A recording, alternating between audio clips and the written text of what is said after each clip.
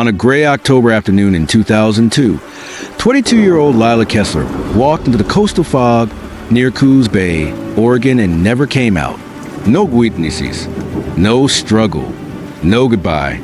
If you are new to this channel, like this video and subscribe to the channel as we dive into the details of Lila Kessler's disappearance. Before we begin, I want to let you know that due to the limited visual materials and the age of this case, there isn't much existing footage or imagery to support the story you're about to hear. Because of that, this episode will be accompanied by a single image background throughout.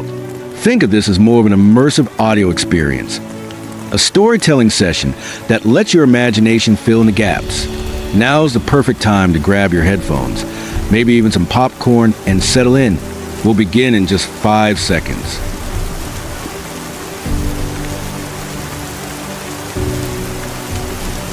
Coos Bay is a quiet place, tucked along Oregon's rugged coastline.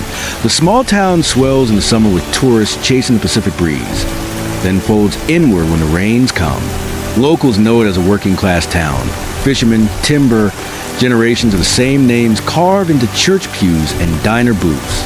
And by the fall of 2002, the storms had already started rolling in early. Winds pulled at shingles. Cold drifted through the trees like an omen. That's when Lila Kessler disappeared. Lila was 22 years old, a college dropout, a reader of dark poetry, and a part-time barista at a tiny coffee shack called Steam and Bean Off Highway 101. People remember her not because she was flashy, but because she was different, quiet, observant, like she was always watching something only she could see. She had a habit of scribbling in small black notebooks during her breaks, her hair always a little disheveled, her hoodie sleeves pulled down past her hands even in the middle of July. Her mother, Karen Kessler, told authorities that Lila had been unsettled in the weeks leading up to her disappearance. Not distraught, but withdrawn. She'd stopped returning some texts, skipped her night shifts twice in September, and mentioned in passing that she'd had a weird feeling about someone watching me, though she brushed it off when pressed. Those close to her, including her ex-boyfriend Marcus Talbot, described Lila as moody but smart, a girl who liked her solitude but wasn't reckless. According to her journal, found in her apartment later by law enforcement, Lila had been suffering from insomnia and dreams that she described as too vivid to ignore. On October 13, 2002, she was last seen around 4:45 p.m. by a co-worker driving her aging green Subaru wagon north out of town, toward the outskirts of the Elliott State Forest. She told no one where she was going. She didn't pack a bag. Her wallet was still at home. Her cell phone, a flip model barely used except for calls to her mom, was never activated again after that afternoon. What happened after she passed that final gas station on the edge of Coos Bay remains a mystery. Case file K02-314B/CCSO, Coos County Sheriff's Office. Subject: Lila Ray Kessler, DOB. September 12, 1980. Height: 5 feet 7 inches. Last seen October 13th, 02. Vehicle: 1994 Subaru Legacy Wagon, green. Plate hashtag 765 HNT. Status: missing. The Elliott State Forest is a vast sprawl of second-growth timber, deep ravines, logging roads, and thickets so dense even seasoned hikers admit getting turned around.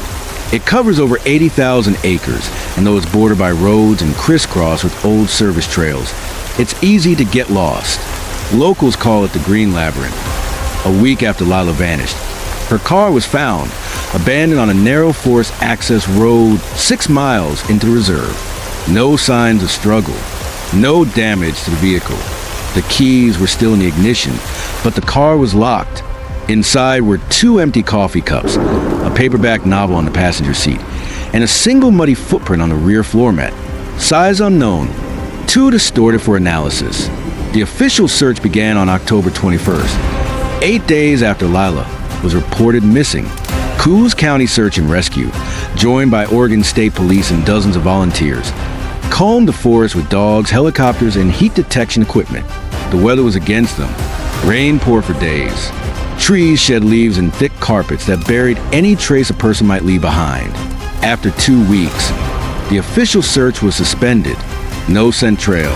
No clothing, no human remains. To this day, not a single confirmed piece of evidence has been found beyond the car. What confounds investigators? What makes the disappearance of Lila Kessler especially chilling is not just the absence of physical evidence, but the presence of subtle anomalies that suggest planning or, at the very least, a quiet design behind her movements. There was no known reason for her to head into the forest. Lila was not an avid hiker. She had no friends or connections to the logging industry. She had never expressed any romantic notions about getting away or starting over. Her bank account showed no suspicious activity. Her emails minimal and mundane. In the days before she vanished, she showed up to work, bought groceries, and borrowed 2 books from the local library. One was on Oregon folklore. The other was a memoir by a missing persons investigator. Her journal, though largely poetic and abstract, contained several entries from early October that caused law enforcement to take a second look. One, dated October 7th, reads, "Something is coming for me. I don't know what it is, but I can feel it. Not in the room, just past the tree line. I think it's always been there." Another, scribbled sideways along the margin of a coffee-stained page, simply said, "The forest watches back." Detective Mark Ashford, now retired, was one of the lead investigators on the case. In a 2017 interview, he remarked, "It's one of those cases where every clue leads you further from certainty. We had the car, but no Lila. We had her words, but no explanation. The search grid was massive, but there was no trace of anyone or anything else out there. And that footprint, it still haunts me. If it were hers, it made no sense where it was. If it wasn't, then we were missing something much darker." Over the years, numerous theories have surfaced. Theory 1, voluntary disappearance. Some believe Lila orchestrated her own vanishing, citing her withdrawn behavior and cryptic journal entries. Perhaps she wanted to leave behind a life that no longer fulfilled her.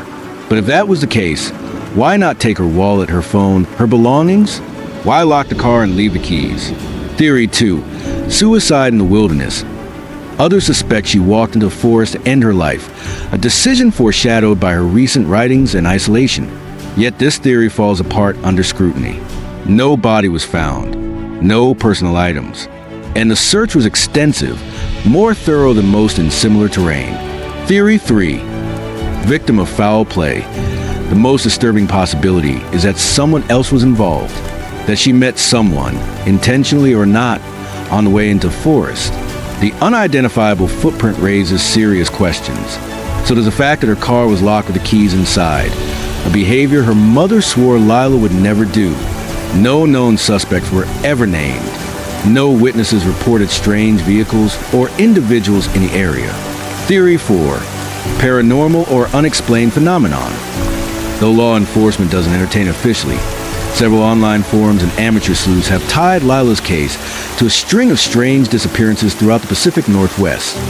Cases where individuals vanish in heavily wooded areas, often with minimal physical evidence and eerie circumstantial details. This theory is often fed by the strange language in Lila's journal and the region's long-standing history of unexplained sightings and folklore. In 2011, nearly a decade after Lila vanished, a hiker found a single torn page from a book near South Sister, over 80 miles away. It matched the edition of the Oregon folklore book Lila had borrowed, but there was no way to prove it had ever been in her possession, and it was ruled not evidential. Karen Kessler passed away in 2018 after a long illness. She never stopped searching. In her final years, she funded a private investigator to revisit the case and publish a memorial website, which still hosts photos of Lila, laughing with friends at the beach, sitting alone under the tall trees of Mingus Park, scribbling in a black notebook by the waterfront. That site, now a digital ghost of its own, still receives visitors, still carries the same message Karen wrote in 2013. If you know something, say something. If you were there that day, speak. She is not forgotten. As the coastal mists continue to sweep across Coos Bay and the Elliott Forest grows thicker each year, the disappearance of Lila Kessler remains a haunting reminder how easily a life can vanish, without noise, without witness, without closure. Case status, unsolved. Last update, March 14th, 2024. No new leads. October 13th, 2002, was a Sunday marked by overcast skies and the kind of stillness that coastal towns often settle into when tourist season fades. For most, it was unremarkable. For the Kessler family and Coos County investigators, it would become the day everything stopped making sense. 7:12 a.m., Lila's apartment, Central Coos Bay. The day began normally. According to records from Pacific Utility Services, power usage in Lila's small one-bedroom apartment on Cedar Street began just after 7 a.m. A kettle was turned on.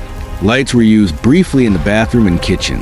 Her landlord, Mrs. Helen Danvers, a retired schoolteacher who lived 2 doors down, reported hearing Lila's footsteps overhead.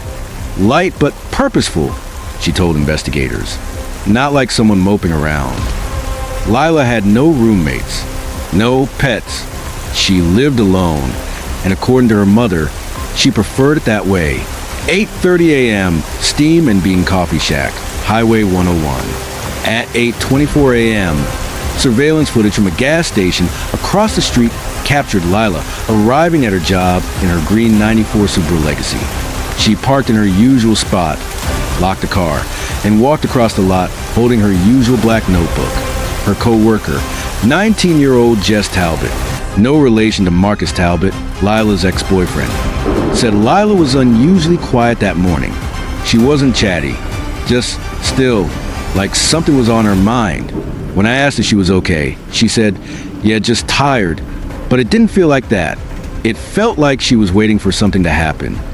Lila worked until 11 a.m., completing her shift without incident, according to customer transactions and Jess's statements. She brewed coffee, restocked cups, and took drive orders as usual. At 10:55 a.m., she told Jess she was heading home but might go for a drive later. It would be the last time anyone definitively saw her. 12:19 p.m., grocery store sighting unconfirmed. A cashier at Harbor Market on Myrtle Avenue later claimed to have seen Lila sometime just after noon.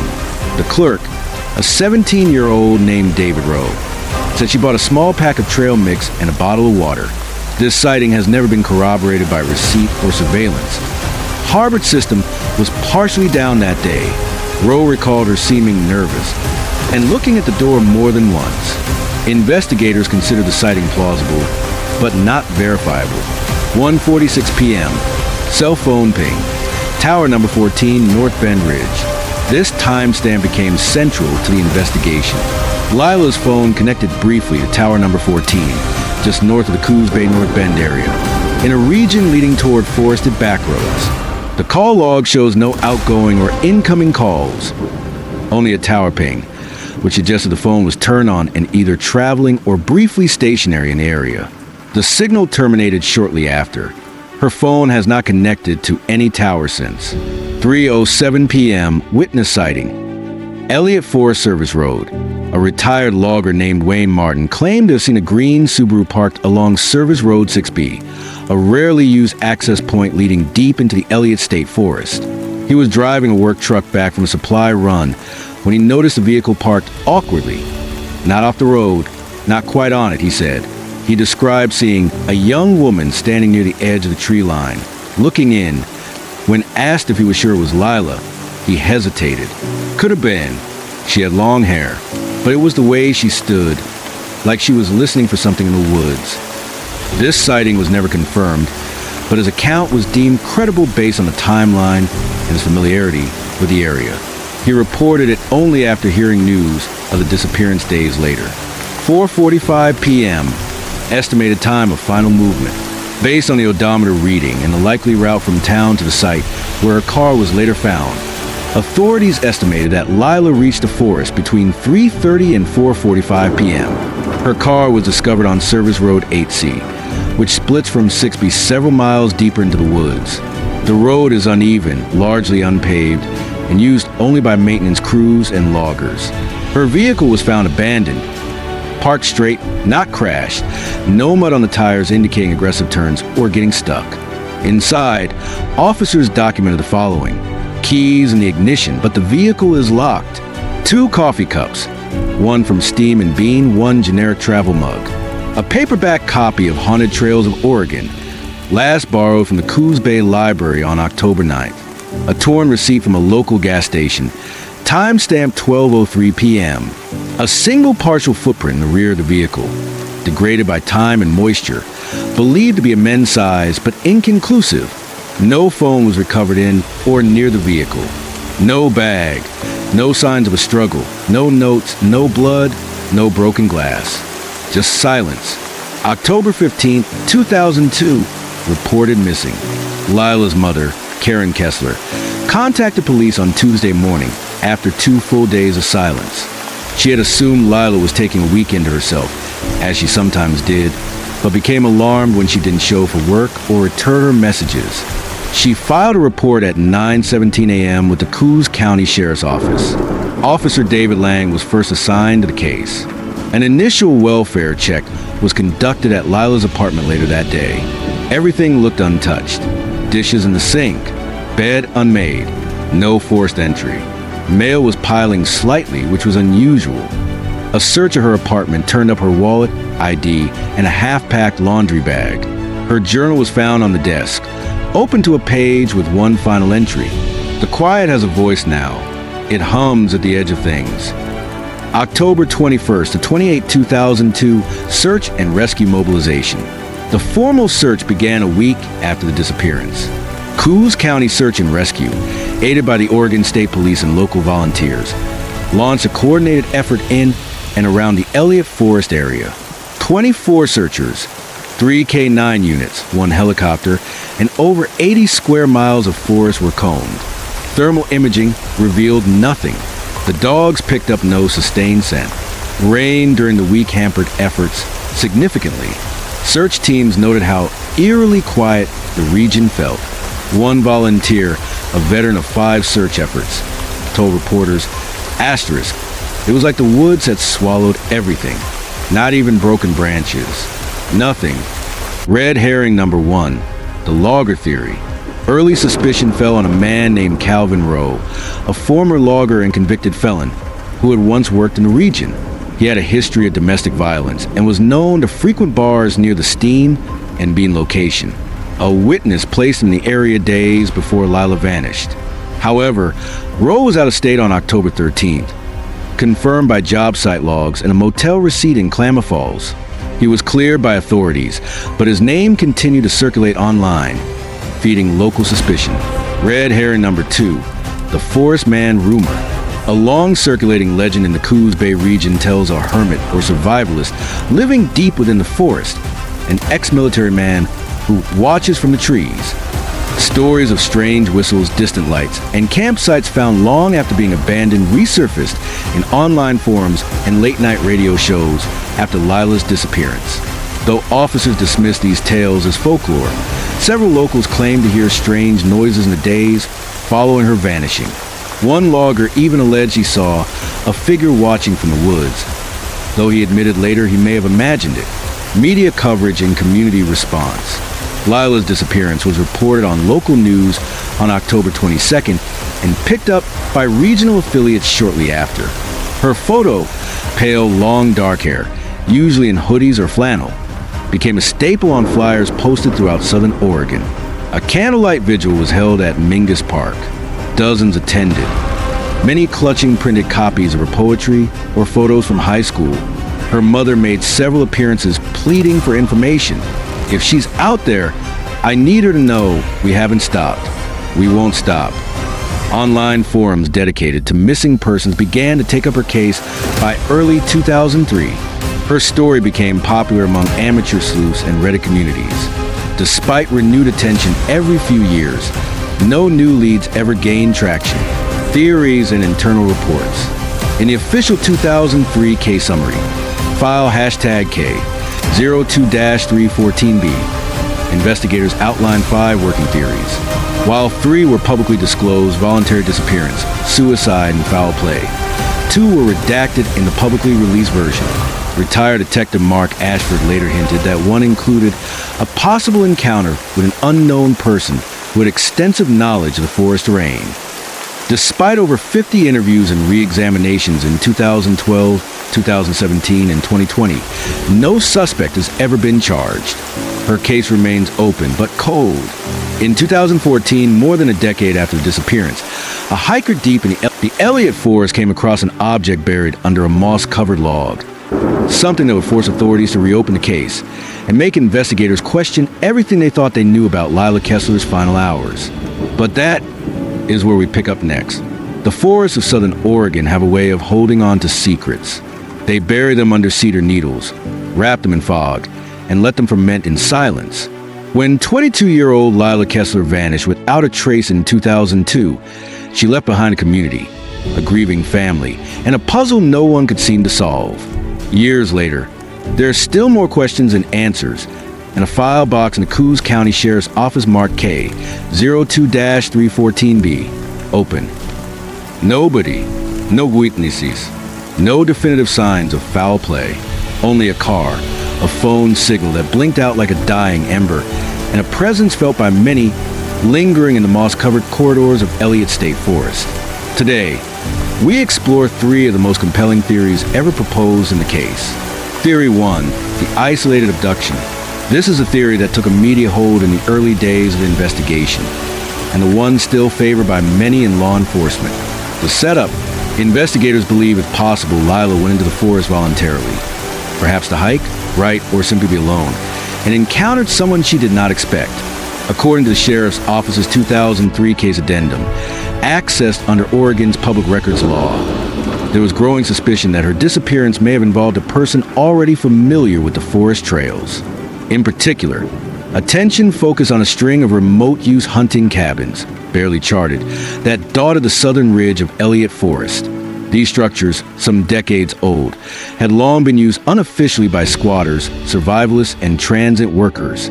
The theory goes like this. Someone may have been living off-grid in the forest and either came upon Lila accidentally or was waiting. The way her car was parked, how there was no sign of a struggle. It was almost too clean, said retired Deputy Mark Ashford in a 2017 local interview. Whoever was involved, if anyone knew the terrain, knew how not to leave tracks. The evidence: the car was locked with the keys inside. It's an unusual behavior for Lila, according to her friends. She often carried pepper spray and didn't like to feel vulnerable. A partial footprint, men's size 11, hiking boot tread, was found in the backseat area. Analysts couldn't match it to Lila or her known acquaintances. The cell phone ping at tower number 14 lines up with a forest access road where law enforcement later found signs of human activity. A dead campfire site, fresh tire impressions, and a rusted hunting knife buried near a tree base. The Oregon State Police eventually followed this lead into a month-long search of cabins and caves, but found nothing conclusive. DNA swabs came back either degraded or with no matching codies. The profile, psychological profilers brought in from Eugene, proposed a possible scenario that Lila may have encountered a person who either gained her trust or subdued her quickly. The profiler speculated the offender could be a lone male in his 30s or 40s with deep knowledge of the area, possibly with past criminal behavior and a distrust of institutions. The 2014 discovery of her necklace, found lodged between tree roots roughly 3 miles from where her vehicle was found, further fueled this theory. Though the area had been searched in 2002, searchers admitted the excavation where the necklace was found had been obscured by undergrowth at the time. But for all its plausibility, the abduction theory has one gaping hole. Why her? No signs of stalking, no messages, no known enemies. She wasn't wealthy or connected. If she was targeted, it was either entirely random or rooted in something darker and far more personal. Theory 2, a planned disappearance. Another school of thought suggests Lila Kessler didn't disappear because someone took her. She vanished because she wanted to. At first, the idea seemed offensive to those who knew her. Her family was adamant she wouldn't do that. But over the years, details emerged that made investigators reopen this possibility. The setup, according to her former therapist, whose identity remained sealed, Lila had struggled with what she described as periods of dissociation and recurring anxiety, particularly in her last year of college. She often felt overwhelmed in crowds and had told friends she didn't feel built for the pace of life anymore. Two of her co-workers recalled Lila once mentioning the idea of starting over in the quiet, and one friend remembered her quoting an obscure poem about disappearing into the folds of the map. She was also fascinated by cases of people who walked away from their lives. In her journal, page 87, she had underlined the phrase "voluntary vanishing" and written beside it, "Could be the purest freedom there is." The clues. A second bank account was discovered post-disappearance, open under the name L.K. Rivers, a combination of her initials and her favorite author's last name, Joan Rivers, whom she often quoted for her dark wit. It had only $380, but it was never closed. A one-way bus ticket from Eugene to Fresno was purchased a day before she disappeared, using cash, under a female alias with no ID verification. Her laptop browser history, according to the case file, showed several visits to forums discussing minimalist off-grid living, and one particularly eerie Reddit thread titled, "How to Disappear Legally." Police were never able to confirm whether Lila made it to that bus. The camera at the Eugene station was out of order that day due to a lightning surge. Yet, despite these breadcrumbs, there's a void, a lack of further activity. The second bank account hasn't been touched. No credible sightings have ever been confirmed. No calls to friends. No aliases linked to her social security number. Just nothing. Some believe that's by design, that she succeeded. Others believe that if she did vanish on her terms, she may not have survived long afterward. The terrain, isolation, and exposure of off-grid living are brutally unforgiving. Theory 3. The forest took her, a paranormal possibility. Now, we must tread carefully here, because while our intention is never to sensationalize or cheapen real grief, we also must recognize the reality. Many who follow this case believe something unnatural may have occurred. Locals have long whispered about the Elliott State Forest's strange history. From lost hiker reports to unexplained sounds and even strange light phenomena, the forest has built a reputation over the decades, a place where the veil feels thinner. Lila knew about these stories. She was, by all accounts, obsessed with local lore. Her borrowed copy of Haunted Trails of Oregon was dog-eared and annotated. She even wrote a short story for a college class titled The Echo Grove, about a girl who vanishes in a forest that listens. And then there's the voicemail, the incident.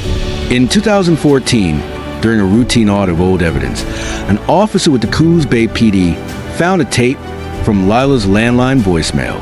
The message, dated October 12, 2002, the night before she vanished, is difficult to parse. There's static, wind, and what sounds like whispering. Audio engineers later enhanced the clip.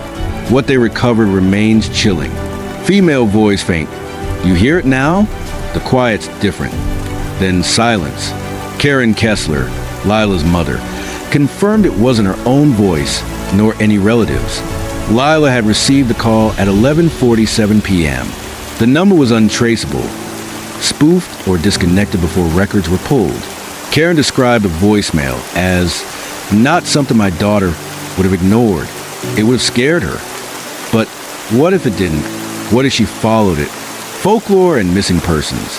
The theory hinges on the idea that something drew Lila into the woods, that she didn't walk in at random, but was led by what or whom?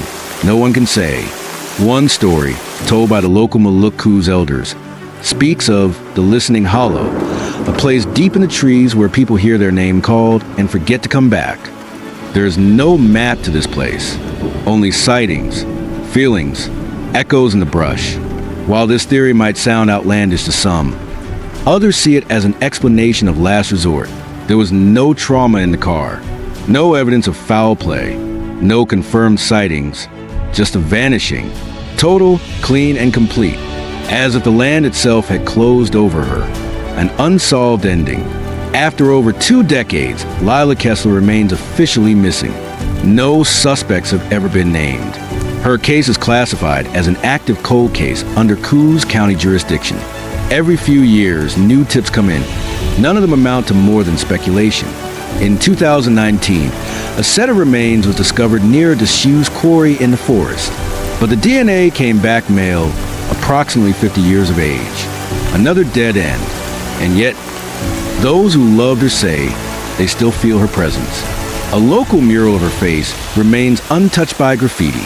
Her favorite bookstore, Green Lantern Books, keeps a memorial plaque near the counter.